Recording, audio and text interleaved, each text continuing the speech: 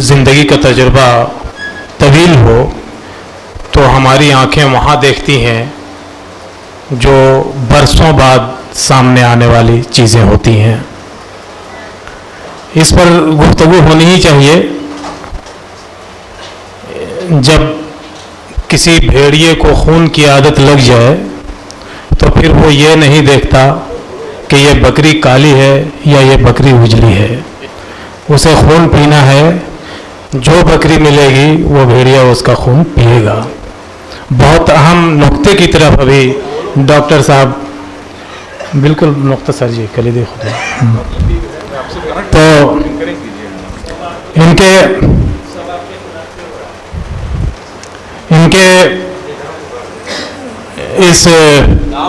इनकी खूबसूरत गुफ्तगू के बाद आज के इस सेमिनार का कलीदी खुतबा अलीगढ़ मुस्लिम यूनिवर्सिटी से तशरीफ़ लाए प्रोफेसर मोहम्मद सज्जाद, वहाँ शोबा तारीख़ में दर्स व तदरीस का फरीज़ा अंजाम दे रहे हैं। उनसे मेरी दरख्वास्त है कि वो कलीदी खुतबा पेश करें।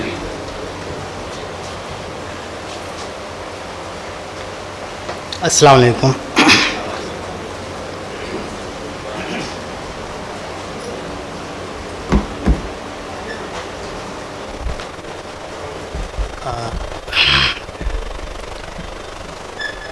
कलीदी खुतबे के लिए जो तैयारी होनी चाहिए थी, हम एक एतराफ़ करना चाहते हैं कि ग़ालिबन वैसी तैयारी हमारी नहीं है। मुझे डर है कि आप लोगों को मायूस न कर दूं। इसमें हम किसी ट्रैप में भी फंसे हुए नज़र आ रहे हैं, क्योंकि 3 कीवर्ड्स हैं: मदरसा, उर्दू और नेशन बिल्डिंग। तो या तो सिर्फ मदरसा एंड नेशन बिल्डिंग होता, या सिर्फ उर्दू एंड नेशन बिल्डिंग होता, तो या तो हमारे लिए आसान होता या हम सब के लिए बेहतर होता।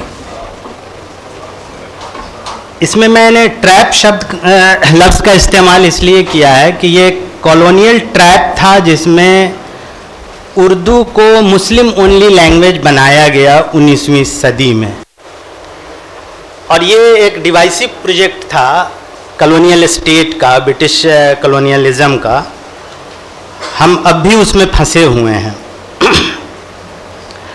नेशन बिल्डिंग या नेशन खुद या आइडियोलॉजी ऑफ नेशनलिज्म जो है वो एक कंटिन्यूसली इवॉल्विंग प्रोसेस है, वो कोई जामिद और साकित अमल नहीं है। तो इसलिए हम महज यही बार बार कहते रहें और कहते आ रहे हैं, लिखते आ रहे हैं, बोलते आ रहे हैं हम सब कि मदारिस ने जंग आज़ादी में ऐसा रोल अदा किया, वैसा रोल अदा किया, और उसके बावजूद हमको डिफेंसिव रहना पड़ रहा है।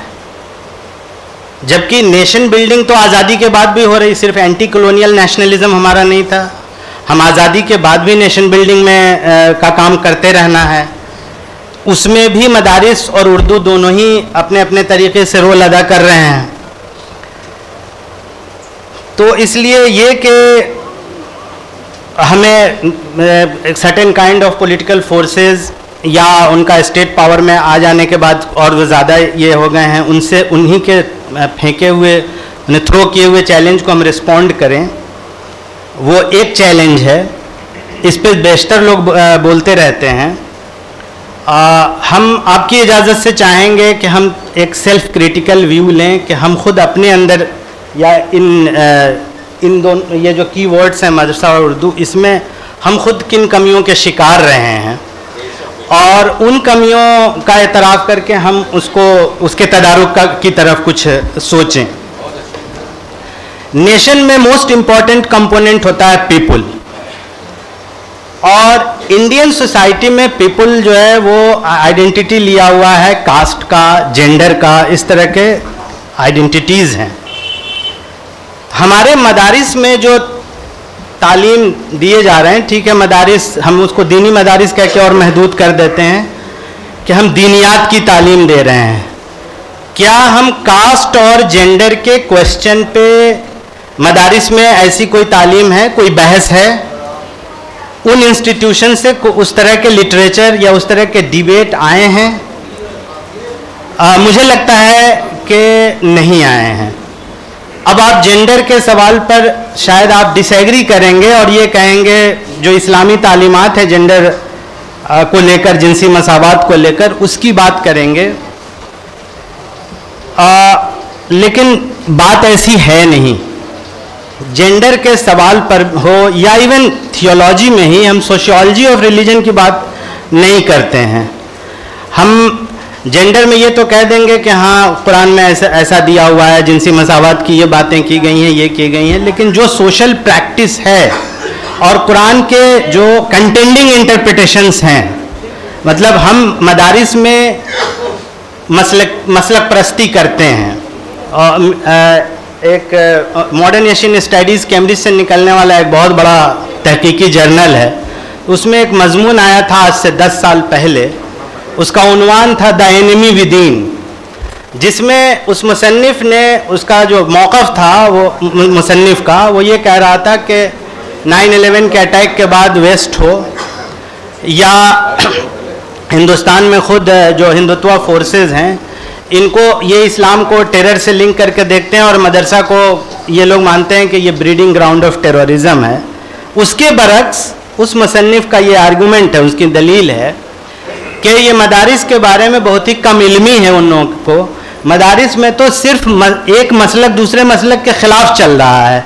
बरेलवी, देवबंदी, वहाबी, शिया, सुन्नी, इस तरह के इख्तलाफात में ही वे उलझे हुए हैं। इन्हें इससे आगे जाने का कहाँ है? तो हम लोग कास्ट और जेंडर की बात इसमें नहीं करते हैं, जबकि नेशन कास्ट जेंडर से बन रहा है यहाँ हिंदुस्तान में, आज़ाद हिंदुस्तान में। तो हम लोग ये मसलक वगैरह में लगे हुए हैं। अब हमारी सहाफ़त और हमारा अदब भी कैसा है? क्या उर्दू अदब सिर्फ मुशायरों तक महदूद रहेगा या घिसे पिटे मौज़ूआत पे शायरी होती रहेगी, या हमारे जो आज के मसाइल हैं, हम उन मसाइल को क्या हमारा फिक्शन या हमारी शायरी एडिक्वेटली एड्रेस कर रही है? एड्रेस तो कर रही है, लेकिन क्या एडिक्वेटली एड्रेस कर रही है? तो वो अदब और क्या वैसी सहाफ़त हमारे यहाँ है? यानी हम उर्दू ज़बान का स्कोप तख्लीकी और तनकीदी अदब के बियॉन्ड ले जा रहे हैं। अगर आज लिबरलाइजेशन के बाद और पंचायती राज आने के बाद समाज में जिस तरह की तब्दीलियां आ रही हैं, जिस क्रिमिनलाइजेशन ने भी जिस तरह का एक प्रोसेस लिया है, या फैमिलीज़ ब्रेक हो रही हैं, जैसे डिसइंटीग्रेशन ऑफ फैमिलीज़ पर वेस्ट में एक हिस्टोरियन फ्रांसिस फुकुयामा ने ग्रेट डिसरप्शंस किताब लिखा, जब वेस्ट की कैपिटलिज्म ने फैमिली को तोड़ा। आज अगर हिंदुस्तान में फैमिलीज़ टूट रही हैं, पंचायती राज वगैरह के बाद जिस तरह से गांव से शहरों में माइग्रेट कर रहे हैं, छोटे शहर से बड़े शहर में माइग्रेट कर रहे हैं, बड़े शहर से फिर वो तरक्की याफ्ता ममालिक के बड़े शहरों में चले जा रहे हैं, यहाँ मकानात खाली हैं, और भी तमाम तरह के जो सोशल चेंजेस आ रहे हैं कि मतलब गांव में अब शरीफ आदमी का रहना मुश्किल है, मोहल्ले में शरीफ आदमी का रहना मुश्किल है। जो वार्ड मेंबर है, मुखिया है, ये है वो, अपना क्राइम, पॉलिटिक्स, सबका नेक्सस, गवर्नमेंट इंस्टीट्यूशंस पे उनका कंट्रोल, और उनके नीचे दब के या उन सब पे खामोश रह के जो किनारे है वो तो रह सकता है, बाकी सबको छोड़ना पड़ेगा, भागना पड़ेगा। ऐसी तब्दीलियों पर हमारा अदब क्या कर रहा है? उसी तरह से सहाफ़त के सवाल पर अभी हमारे दोस्त सफदर इमाम साहब कई सवालात खड़ा किए। हमारा आज का उर्दू अखबार क्या कर रहा है? उर्दू अखबार में लेटेस्ट टू एडिटर का उर्दू में छपने वाले मज़ामीन से कोई ताल्लुक़ नहीं होगा। उर्दू अखबार के एडिटोरियल पेज पर भी सिर्फ थियोलॉजी डिस्कस होगा। थियोलॉजी इम्पॉर्टेंट है, उसके लिए कोई सफ़ा जो है मखसूस कर दीजिए, उसी सफ़े पर बात होगी। इदारती सफ़ा पे जहाँ पे आप गेस्ट कॉलम, ओपिनियन कॉलम छाप रहे हैं, उसमें इस पे मसलक पे और मज़हब पे इतनी बहसें क्यों होंगी? उसके लिए कोई मखसूस सफ़ा रखिए। हम दूसरे मसाइल पे, सोशल और पॉलिटिकल और इकोनॉमिक मसाइल पे क्यों नहीं बात कर पाते हैं? तो हमारी सहाफ़त जो इस तरह से महदूद क्यों है? ऐसा पहले नहीं था। हम बिहार से ही मखसूस ये एक मिसाल पेश करते हैं कि 1868 ईस्वी में बिहार साइंटिफिक सोसाइटी मुजफ्फरपुर में कायम किया गया। उसने चेन ऑफ स्कूल्स कायम किए, एंग्लो वर्नाकुलर स्कूल्स कहलाते थे। बहुत से स्कूल रेजिडेंशियल थे, बहुत से नहीं थे। तो उसमें उर्दू ज़बान में लिटरेचर अवेलेबल नहीं था, साइंस का, वेटनरी का, एनाटॉमी का, फिजियोलॉजी का, मैथमेटिक्स का, केमिस्ट्री का। तो उसमें ट्रांसलेशन पे काफ़ी बड़ा खर्च किया गया। ट्रांसलेशन का बड़ा प्रोजेक्ट था, ट्रांसलेटर्स की बड़ी टीम थी, और वेस्ट में जो इन मैदानों में जो भी रिसर्चेज हो रहे थे और पब्लिकेशंस हो रहे थे, उन किताबों को वहाँ से मंगवा कर यहाँ उर्दू में तर्जुमा करवा कर और असातिज़ा और तलबा तालिबात के लिए ये दस्तयाब कराया जा रहा था। हमारे यहाँ एक मतलब बाय एंड लार्ज एक इदारा है NCPUL, जो अपनी जानिब से पूरी कोशिश कर रहा है, जो हिस्ट्री, सोशियोलॉजी, पॉलिटिकल साइंस इन सब में जहाँ तक हो पा रहा है ये तर्जुमा करवा रहे हैं। इर्तज़ा करीम साहब तशरीफ़ रखते हैं, इनको मुतरजिम तलाश करने में, मुनासिब मुतरजिम तलाश करने में कितनी दुश्वारियाँ हो रही होंगी ये जान रहे होंगे। मतलब अखबारों से बात कीजिए, जितनी आसानी से अंग्रेज़ी के मज़ामीन हिंदी में तर्जुमा होकर छप जाते हैं तेज़ी से, और मुनासिब ट्रांसलेशन उर्दू में बहुत मुश्किल है। मतलब मैं खुद रेगुलर कॉलमनिस्ट हूँ, और कुछ अमीर अखबारात वो ख़तीर रकम हमें एजाज़ी रकम देते हैं, और उसका ख़तीर हिस्सा हम तर्जुमा वालों को देना चाहते हैं। खुद हमारे अंडर में रिसर्च कर रहे हैं, उनका दावा है उर्दू जानते हैं और वो अंग्रेज़ी भी जानते हैं। तो हम चाहते हैं कि वो ट्रांसलेटर की हैसियत से भी ग्रो करे वो रिसर्चर, और उसमें खासी कमाई भी है, लेकिन कोई तवज्जो ही नहीं है। वो अपना चैप्टर आएंगे, चेक कराएंगे, स्कॉलरशिप साइन कराएंगे, चल देंगे। ये काम दीजिए तो 2 महीना नहीं दिखेंगे।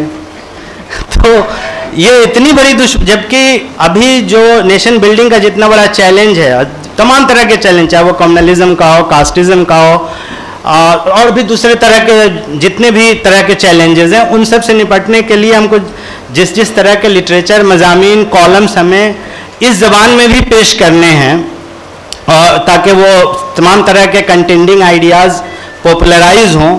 हमारे पास ट्रांसलेटर्स ही नहीं हैं, ट्रांसलेटर्स भी नहीं, ओरिजिनल थिंकर छोड़ दीजिए कि जो ओरिजिनल थिंकिंग करेंगे। अब वो अगर किसी और ज़बान में उस तरह की बातें आ रही हैं, हमें उर्दू में उसे मुंतकिल करने में परेशानी हो रही। मुंतकिल कर दीजिए तो अखबारात मतलब सरकार के फंड पर इस कदर मुनहसर हैं कि पूरे अखबार में किसी चीफ मिनिस्टर के बारे में आखिरी जुमला, आधा जुमला उनके अगर खिलाफ है तो पूरा अखबार उस पूरे मजमून को डस्टबिन में फेंक देगा।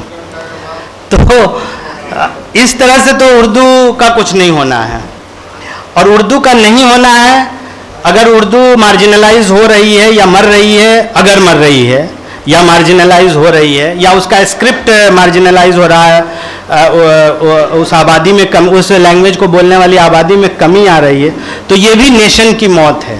मतलब नेशन का कंपोनेंट अगर पीपुल है तो पीपुल का इम्पोर्टेंट टूल है लैंग्वेज है, उसका स्क्रिप्ट है। तो अगर लैंग्वेज अपने स्क्रिप्ट के साथ नहीं फ्लरिश कर रही है तो ये नेशन की डेथ हो रही है। मना कर रहे हैं चाय के लिए, तो फिर आप चाय सर्व कर रहे हो। अरे लेबर सीरियस गुफ्तगू हो रही है तो आप बीच में चाय सर्व कर रहे हो। आप कंटिन्यू करें। तो हम ये देख रहे हैं कि हम उर्दू को महदूद कर दिए हैं 2 चीज़ों पर, थियोलॉजी पर। थियोलॉजी भी नहीं है, मैं मतलब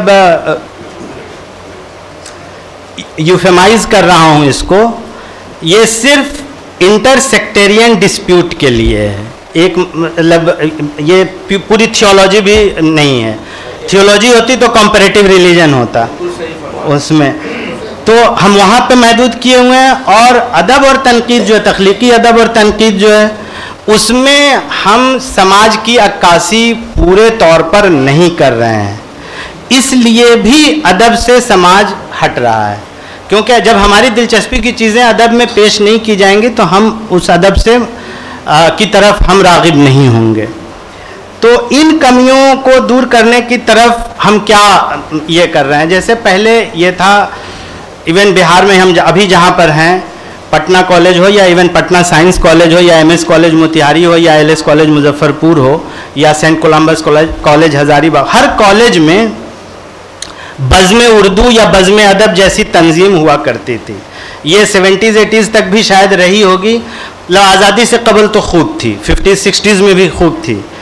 और उस बज़्म अदब में शेर व अदब पर भी बातें होंगी और दूसरे मौजू पे भी बातें होंगी, और उसमें सभी डिसिप्लिन के स्टूडेंट्स होते थे। हॉस्टलों में भी चलता था, कॉलेज के अंदर भी चलता था। रफ्ता रफ्ता ये किस तरह से इस तरह की प्रैक्टिसेस ख़त्म हो गई, यानी जो इंस्टीट्यूशंस का डिके हुआ उसमें इंस्टीट्यूशन के अंदर के जो ये सब इंस्टीट्यूशनल प्रैक्टिसेस थी, कल्चरल प्रैक्टिसेस थी, इन सब का भी जवाल हो गया। तो इस वजह से भी मतलब हमें दुश्वारियाँ आ रही हैं। हमने इस मौजू पे ज़्यादा सोचा नहीं था जब हम मुस्लिम पॉलिटिक्स इन बिहार पर काम कर रहे थे, हम अपनी पीएचडी के लिए, और फिर बाद में उसको किताबी शक्ल देने के लिए हमने आज़ादी के बाद के भी अहद का अहाता किया। तो उसमें कहीं किसी स्टेज पर मुझे लगा कि उर्दू को सेकेंड ऑफिशियल लैंग्वेज बनाने की सियासत बिहार में काफ़ी मजबूत रही और वो मास बेस्ड एजिटेशन था। उस सिलसिले में हमने कुछ चीज़ें देखना शुरू की। तो उसमें हमने ये देखा कि एक सैयद मोहम्मद फ़खरुद्दीन साहब थे जो 1921 से 1933 तक बिहार के एजुकेशन मिनिस्टर हुआ करते थे। उस वक्त लिमिटेड काउंसिल थी, उसमें जो नॉमिनेटेड मेंबर होते थे और वो सरकार का वफादार उसको होना ज़रूरी था, ब्रिटिश सरकार का। उसके बावजूद ये फ़खरुद्दीन साहब अपने उस 12 साल में, 1933 में इनका इंतकाल हो गया ऑफिस में ही जब वो वज़ीर थे, मतलब बिहार में मॉडर्न एजुकेशन का जो पूरा इंफ्रास्ट्रक्चर खड़ा हुआ है, बड़े बड़े hostels, veterinary college, law college, ये सब कुछ उनका किया हुआ है। उन्होंने ही एक स्कीम चलाई थी, उस ब्रिटिश सरकार से नेगोशिएट किया था कि बीए में जो बहुत ब्राइट और प्रॉमिसिंग स्टूडेंट होगा उसको बिहार गवर्नमेंट स्कॉलरशिप से फॉरेन भेजेगी, वेस्ट में ऑक्सफोर्ड, कैम्ब्रिज या जर्मनी वगैरह, और उस स्टूडेंट्स उसको फंड करेगी बिहार सरकार, लेकिन अंडरटेकिंग देना होगा कि एमए करके आके यहाँ लेक्चरर बनेंगे, यहाँ उनको सर्विस देनी होगी। उसके one of the prominent beneficiaries थे कलीमुद्दीन अहमद साहब। इनकी ऑटोबायोग्राफी 3 वॉल्यूम में है। पूरे 3 वॉल्यूम में उन्होंने डींगे तो मारी हैं कि हाँ हमने अपने मेरिट से हम गए, हमको भेजा गया स्कॉलरशिप देकर जर्मनी या जहाँ भी भेजा गया। कहीं इन्होंने फ़खरुद्दीन का पूरा जो कंट्रीब्यूशन है ये नहीं लिखा है कि हाँ उनका ये ओरिजिनल आइडिया था, उन्होंने इस आइडिया को लाया, उतना बड़ा फंड हासिल किया। मतलब वो उस वक्त इतनी दुश्वारी आ रही थी टैलेंटेड टीचर्स की, तो उन्होंने ग्रेड 1 ग्रेड 2 बनवा लिया कि मोर टैलेंटेड टीचर को हम ग्रेड 1 की सैलरी देंगे और बाकियों को ग्रेड 2 सैलरी मिलेगी, और उसमें खासा फ़र्क था। तो इन्होंने इसका भी पूरा किया है कि हमें ग्रेड 1 में रखा गया, ये सब है। लेकिन इनको ये नहीं तौफीक हुई, या इन्हीं की नहीं, दूसरी ऑटोबायोग्राफीज़ भी हम अपने रिसर्च के लिए हमने पढ़ा। तो मतलब ऑटोबायोग्राफीज़ भी जो हम लिख रहे हैं उसमें इस तरह की तफसीलात नहीं मिल रही हैं। जो इधर पिछले 10-20 साल में भी जो ऑटोबायोग्राफीज़ उर्दू में छपी हैं बिहार में, तो उनको ये बेशतर ने मतलब उसको पढ़िए तो ये मायूस करते हैं, मतलब लोगों के बारे में, कल्चर के बारे में, आर्ट, म्यूज़िक, लिटरेचर, फूड, इन तमाम चीज़ों के बारे में उनके अहद में क्या हो रहा है या उनके अहद से पहले क्या हुआ है, इस पर वो ज़्यादा कुछ बोलते नहीं हैं। तो जब हमारे यहाँ इस तख्लीकी अदब में भी, मतलब ऑटोबायोग्राफी को भी हम तख्लीकी अदब में रख रहे हैं, में भी इतनी सारी कमियां होंगी तो समाज का रिश्ता अदब से टूट जाएगा, और वो हो रहा है। तो उर्दू के मार्जिनलाइज होने में ये जो सारी चीज़ें हैं, क्या इस पर हम लोग जब इस सेमिनार के ताल्लुक़ से हम लोग यहाँ पे इकट्ठा हुए हैं, और ये सब ऐसे मौजू हैं जिस पे सब ने कुछ न कुछ सोचा हुआ है, सबके जहन में बहुत सारे सवाल हैं और सबके जहन में बहुत कई तरह के जवाबात भी हैं, तदारुक के तरीक़े भी हैं। तो हम ये तवक्को करते हैं कि इन तमाम सवालात पर सैर हासिल बहस हो और यहाँ से कुछ ऐसा निकले, तब तो इस सेमिनार का मकसद जो है हासिल होता हुआ दिखेगा, वरना इस तरह हम लोग इकट्ठे होते रहेंगे, चाय पीते रहेंगे और जाते रहेंगे।